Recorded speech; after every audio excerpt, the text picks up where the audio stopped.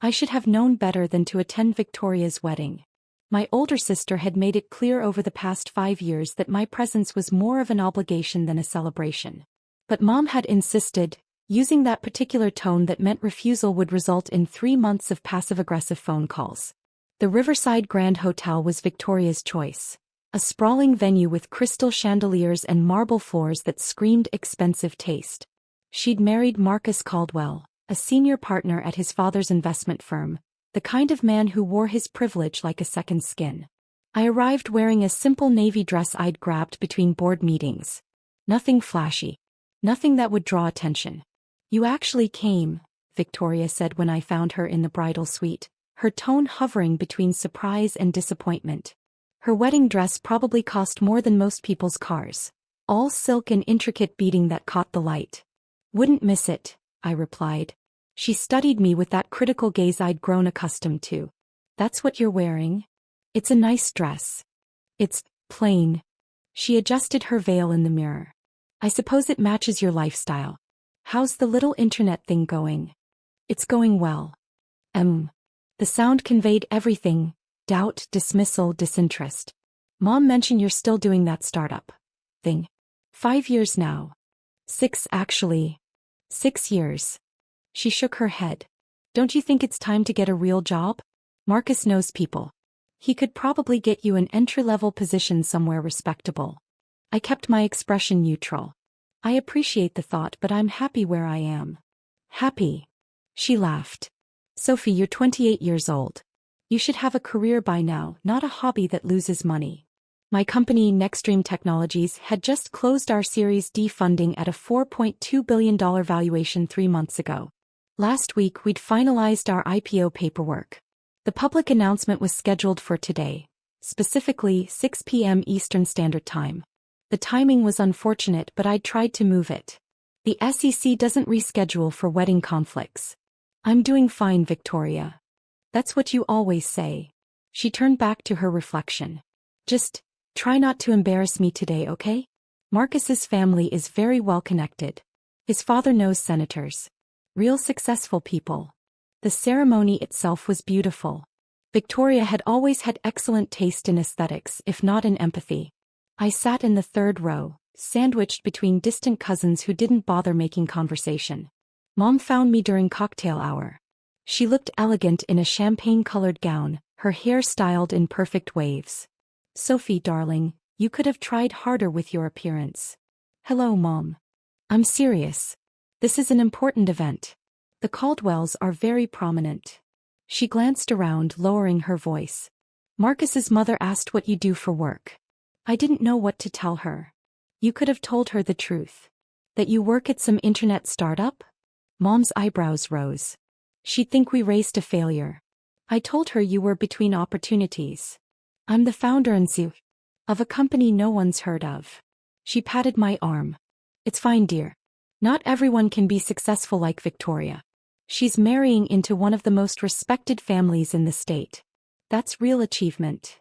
Dad joined us, drink in hand. He'd put on weight since I'd last seen him, his tuxedo straining slightly at the buttons. "There's my youngest. Still playing tech entrepreneur." "I am an entrepreneur, Dad." Right. He chuckled. "When are you going to get serious about your future? You can't spend your whole life pretending to run a company." "I'm not pretending." "Sure, sweetheart." He squeezed my shoulder with the condescension of someone who'd never believed in anything I'd done. "Your mother and I worry about you. Living in that tiny apartment, no husband, no real career. It's not too late to go back to school. Get an MBA. Something respectable." My tiny apartment was a penthouse in Manhattan that I'd purchased outright last year. But I'd learned years ago that correcting them was pointless. They'd built a narrative where I was the struggling failure and Victoria was the golden child, and no amount of reality could penetrate that story. The reception hall was magnificent. Round tables dressed in white linens surrounded a massive dance floor. A live band played jazz standards. The bar served top-shelf everything. Victoria had spared no expense, though I knew from overheard conversations that Marcus's family was footing most of the bill. I found my assigned seat at table 9, far from the head table. My tablemates were Victoria's college friends. Women in their early 30s who worked in marketing and finance, wearing designer dresses and discussing their recent vacation homes. "You must be the sister," one of them said as I sat down. Her name card read Jennifer. "That's me. Sophie. Victoria mentioned you."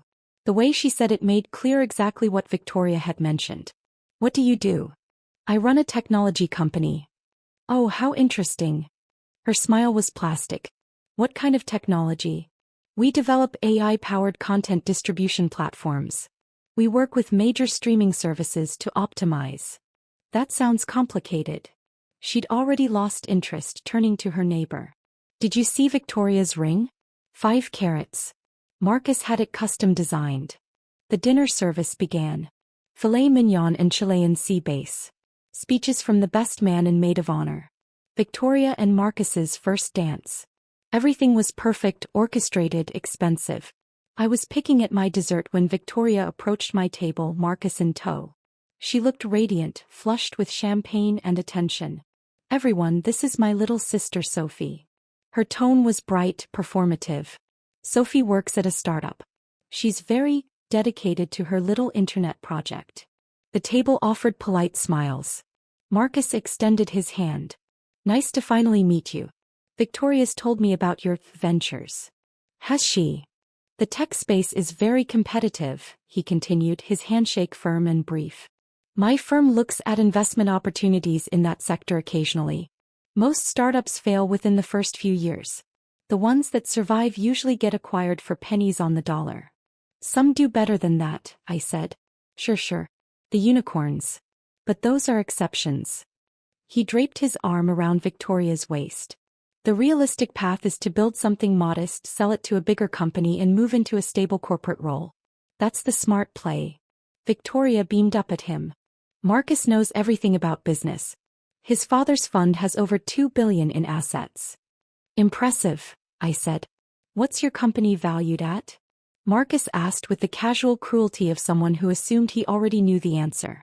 "We don't usually discuss that publicly." "That means it's not much." He laughed. "Look, no judgment. Everyone has to start somewhere. If you ever want real career advice, I'm happy to introduce you to our HR department. We're always looking for motivated people willing to start at the bottom." "That's generous." "Family helps family," Victoria said, squeezing his arm. "Even when some of us are more successful than others." Mom appeared behind them, champagne glass in hand. "Are we talking about Sophie's little hobby?" "It's not a hobby, Mom. It's a company with 347 employees." 300. Victoria blinked. "You have employees?" "Yes." "Like actual paid employees?" Marcus's skepticism was evident. "Yes." "Doing what exactly?" Dad had joined the growing circle around my table. Other guests were starting to pay attention. "We provide AI-driven content discovery and distribution technology to streaming platforms.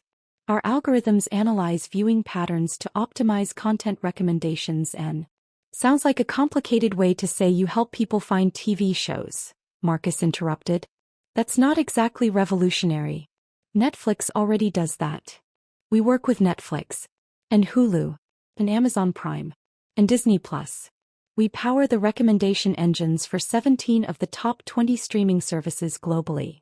The group went quiet for a moment. Then Victoria laughed. "Sophie, you don't need to exaggerate.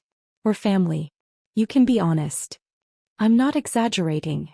"Sweetie," Mom said gently, "it's okay to be proud of what you've built. But claiming you work with all those companies, it sounds desperate." "I'm not claiming. I'm stating facts. Facts that no one can verify," Dad added. "Look, we admire your ambition.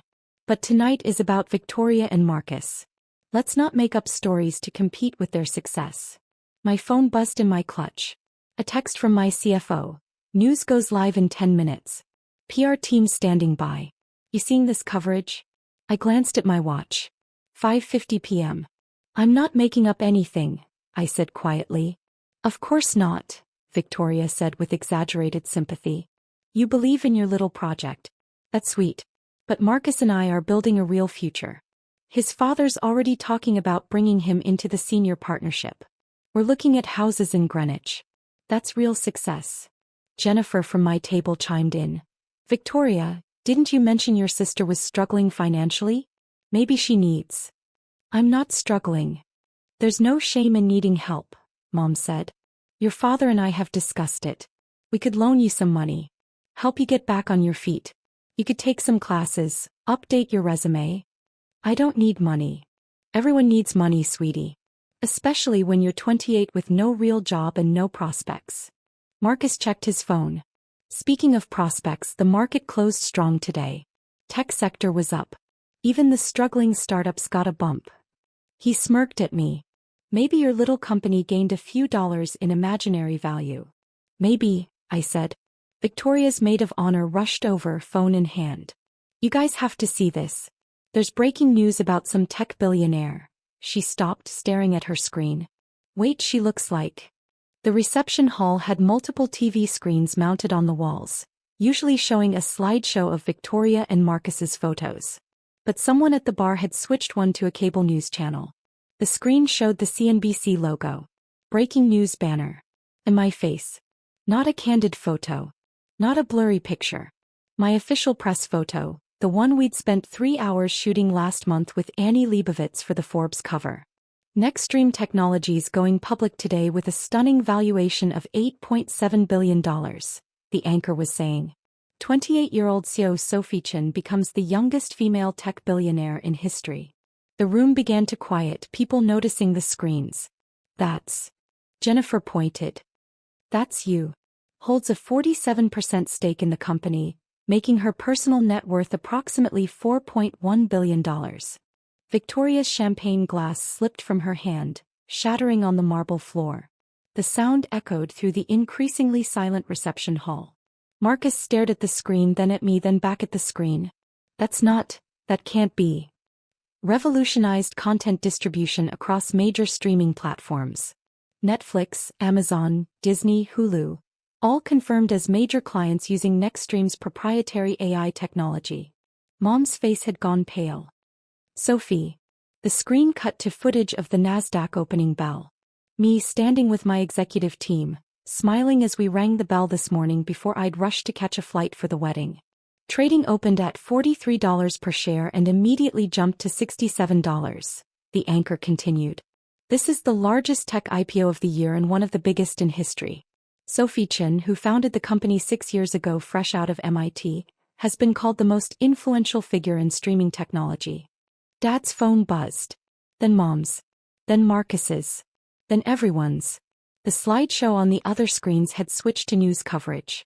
Every major financial outlet was running the story. Bloomberg. Financial Times. Reuters. Wall Street Journal. Forbes released their special edition cover early, someone at another table said, scrolling their phone. The headline is The Quiet Billionaire, How Sophie Chen Built Streaming's Secret Empire. Victoria turned to me, her face cycling through emotions. Shock, confusion, anger, disbelief. You let us think. I tried to tell you. Multiple times. But you said you worked at a startup. I do. I founded it. Marcus was reading his phone, his confident expression crumbling. This article says. It says you turned down a $6 billion acquisition offer from Google last year. $6.2 billion. It wasn't enough. Not enough. His voice cracked. My father's entire fund is $2 billion and he's worked 40 years. Sophie Chen's company processes over 3 trillion data points daily, the TV anchor continued. Her technology has fundamentally changed how 2 billion people discover and consume content. A new voice came from near the entrance. Ms. Chen. A woman in a sharp blazer approached, followed by a camera crew. She held a microphone with a CNN logo. I'm Rachel Kim from CNN Business. We've been trying to reach you all day. Would you be willing to give us a statement about the IPO? Every eye in the reception hall fixed on me. This really isn't the time, I said. This is my sister's wedding. We understand, but this is the biggest business story of the year. You're trending #1 globally on Twitter. The public wants to hear from you. Victoria made a strangled sound. Another reporter appeared, this one from Bloomberg. Then another from the Wall Street Journal. My PR team must have let slip which wedding I was attending. Miss Chen, Is it true you started the company with only $50,000? Miss Chin, Forbes is calling you the most important tech founder since Zuckerberg. Miss Chin, what do you say to young women who want to follow in your footsteps? Security guards moved to intercept the reporters, but the damage was done. Everyone in the hall was staring. Phones were out. Pictures were being taken. Mom grabbed my arm. Why didn't you tell us? I did tell you. You didn't believe me. But you live so modestly. You dress so plain. I like being comfortable. Dad's face was red. When I asked about your job, you could have explained. I tried. You called it pretending. You offered to help me get an entry-level position. Victoria's eyes were filling with tears, her perfect makeup starting to run. You made me look like a fool. I didn't do anything, Victoria. I just answered questions honestly. Marcus was still scrolling his phone. There's an article here about your penthouse in Manhattan. Says you paid $24 million. Cash. $22 million. They got the price wrong. Jennifer leaned across the table. You own a $22 million apartment? And properties in San Francisco, London, and Tokyo, someone reading another article announced. Plus a venture capital fund with $500 million in assets. The CNN reporter persisted. Miss Chin, just one question. What drove you to build this company? I stood, smoothing my plain navy dress. I wanted to solve a problem I saw in content distribution. I studied computer science and machine learning at MIT. I identified an inefficiency in how streaming platforms matched content to viewers. I built an algorithm. It worked. I built a company around it. That's the story. But you're a billionaire at 28. The wealth is incidental. The technology matters. The problem we solved matters. The rest is just numbers. Rachel Kim's eyes gleamed. That's a great quote. Can we? No. This is my sister's wedding reception. You need to leave. But Miss Chin. No. Please. Security finally managed to escort the reporters out, but the chaos remained. Everyone was talking, phones out, pulling up articles and news coverage. Victoria and Marcus's perfect reception had transformed into a circus about someone else. Victoria stood frozen, mascara streaking her cheeks. Guests who'd been fawning over her 20 minutes ago were now craning their necks to look at me. I should go, I said quietly. You should go. Victoria's voice was shrill. You just destroyed my wedding and you think you should go? I didn't destroy anything. I came here to support you. The timing of the announcement wasn't something I could control. You could have warned us. You could have told us the truth. I did. Repeatedly. For 6 years. Mom stepped between us. Sophie, Victoria has a point. You let us believe. I let you believe what you wanted to believe.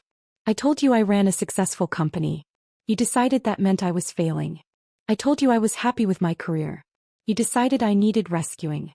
I told you the truth, Mom. You just didn't like it. Dad cleared his throat.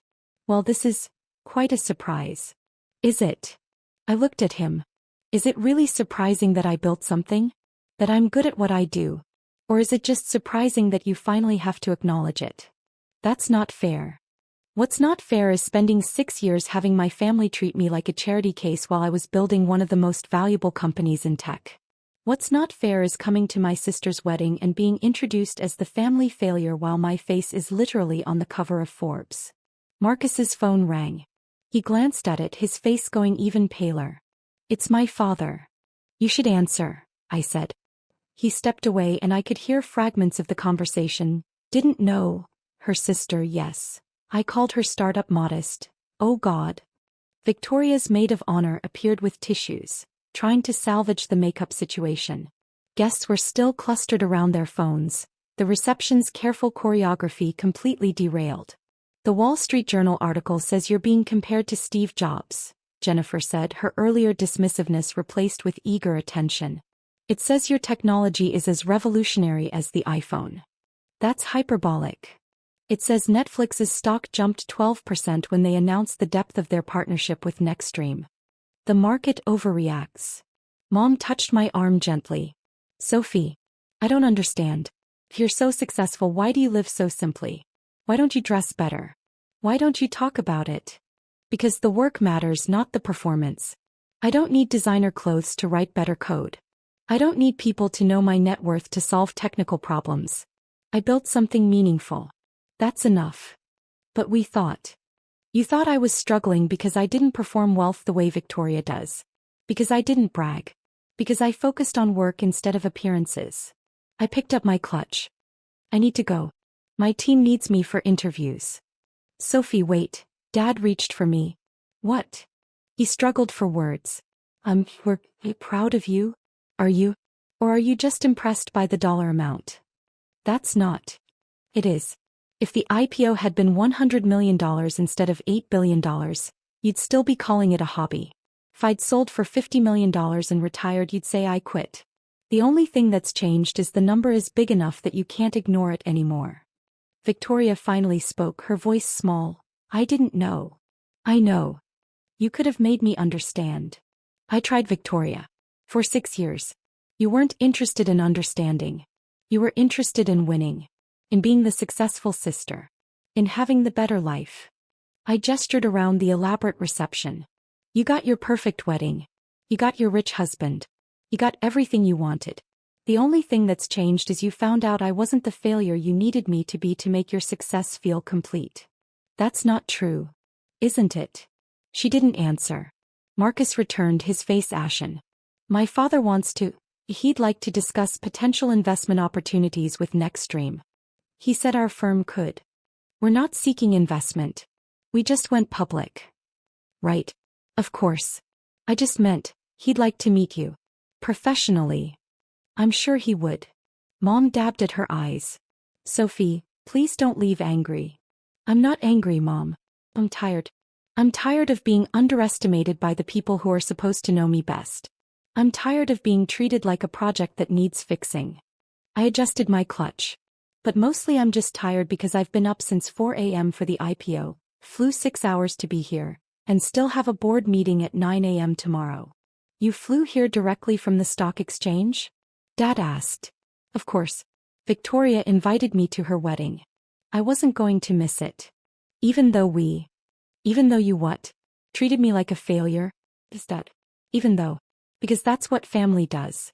We show up. Even when it's hard. Even when we're not appreciated. Even when we could be doing literally anything else. I walked toward the exit. Behind me, I could hear Victoria crying, Mom trying to comfort her, Marcus on another frantic phone call with his father. At the door I paused and looked back. The reception hall that had been so perfectly arranged was now chaos. Guests huddled in groups, scrolling phones, watching the news coverage that was still playing on every screen. Victoria, the bride, stood in the center of it all, her perfect day unraveled. Part of me felt guilty. A small part.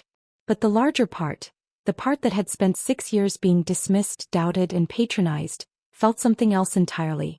Vindication. My phone buzzed. My assistant, Tesla's outside. CNN wants a live interview in 20 minutes. Forbes wants to move up your cover story. And your mention on Twitter just hit 2 million. I stepped out into the cool evening air. A crowd had gathered outside the hotel.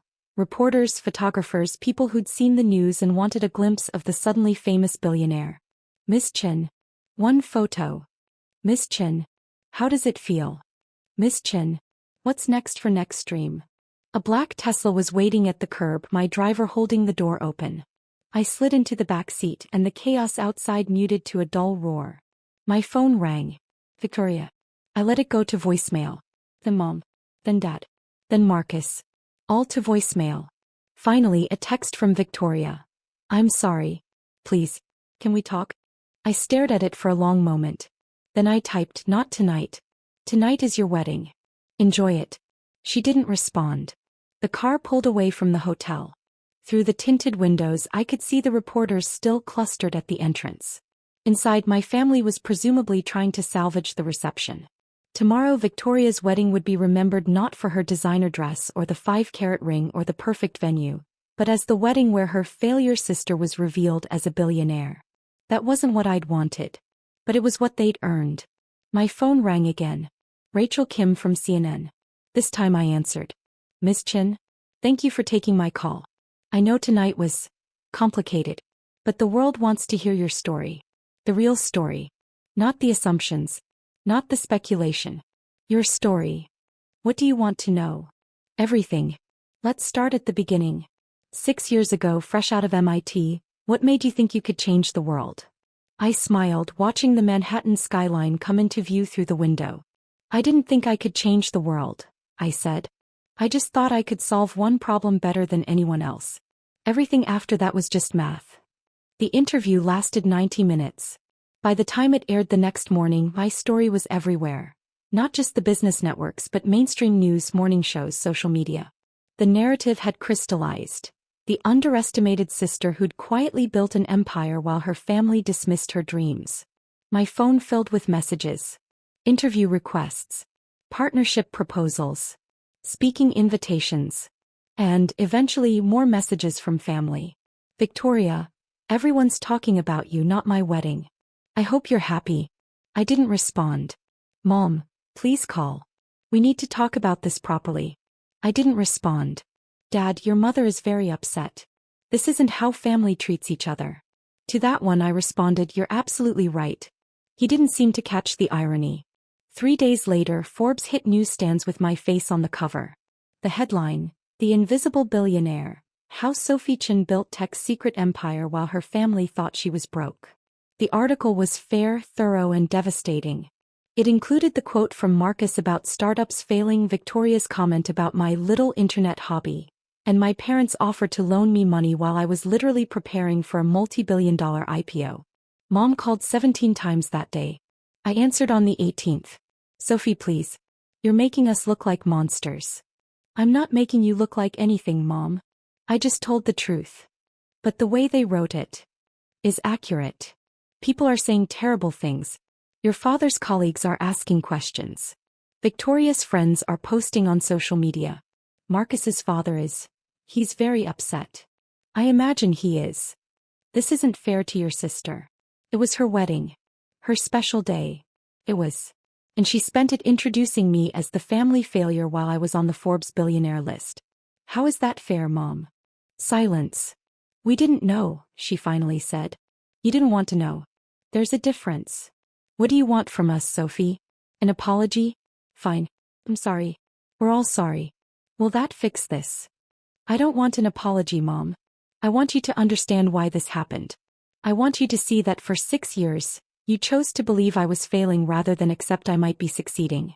I want you to ask yourself why you needed me to be the struggling daughter so badly that you ignored every piece of evidence to the contrary. That's not, we were just worried. No, Mom. You were comfortable. It was easier to have one successful daughter and one that needed saving. It made Victoria's choices look better and gave you a project to fix. But I never needed fixing. I just needed my family to believe in me. He started crying. I do believe in you. Now you do. Now that everyone else does. Now that it's on TV and in Forbes and impossible to deny.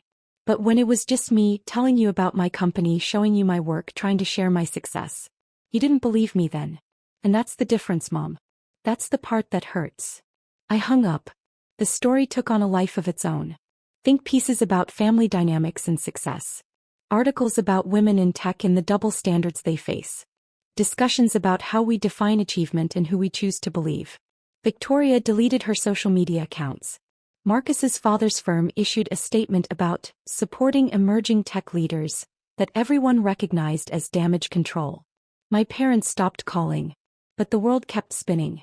Nextstream's stock stabilized at a valuation that made us one of the top 100 companies in the world. I hired 200 more employees. We signed 3 new major platform deals. The technology continued improving, the problems continued getting solved, and the work that had always mattered most, continued. 6 months later, Victoria called. Not texted. Told. I answered. Hi, she said. Hi. I wanted to say I'm sorry. Sorry. Not sorry that I got caught or sorry that it became public. Sorry that I treated you that way. I waited. I was jealous, she continued. I think I always was. You were smarter, more driven, more passionate about your work. I built my life around looking successful. Around marrying the right person and living in the right neighborhood and having the right friends. And you just did something meaningful. Something real. And I hated that. I hated that you didn't need the performance. Thank you for saying that. I don't expect you to forgive me. or to come to family events, or to have a relationship with me. I just wanted you to know that I see it now. I see what I did. And I'm sorry. I don't hate you, Victoria. You should. Maybe. But I don't. It's sad. Sad that we could have been close. Sad that you felt like my success was a threat instead of something to celebrate. Sad that it took public humiliation for you to see me clearly. Me too. We talked for an hour. It didn't fix everything. But it was a start. Mom and Dad took longer. A year later they showed up at my office in Manhattan. Unannounced. Unexpected. We'd like to see what you built, Dad said simply. I gave them the tour. Showed them the technology, introduced them to my team, explained the problems we were solving. They asked questions. Real questions. Interested questions. At the end, Mom hugged me. I'm proud of you. I should have said that 6 years ago. I should have said it every day. I'm proud of you, Sophie. It didn't erase the years of dismissal. But it was something. Marcus reached out about investment opportunities twice more before finally accepting that Nextstream wasn't interested. His father's firm eventually did invest in one of our competitors, which we acquired 18 months later for $900 million. The wedding photos from Victoria's reception occasionally still surface on social media, usually with captions like, "The moment a family realized they'd been wrong for 6 years," or "When the failure sister turns out to be a billionaire." Victoria handles it with more grace than I expected. As for me, I'm still in my Manhattan penthouse. Still wearing simple clothes. Still solving problems. Still building. The only difference is now when I tell people I run a tech company, they believe me. And when my family introduces me, they lead with, "This is Sophie. He's doing some incredible things." Not "Meet the family failure." Not "Still playing entrepreneur." Just the truth. Finally,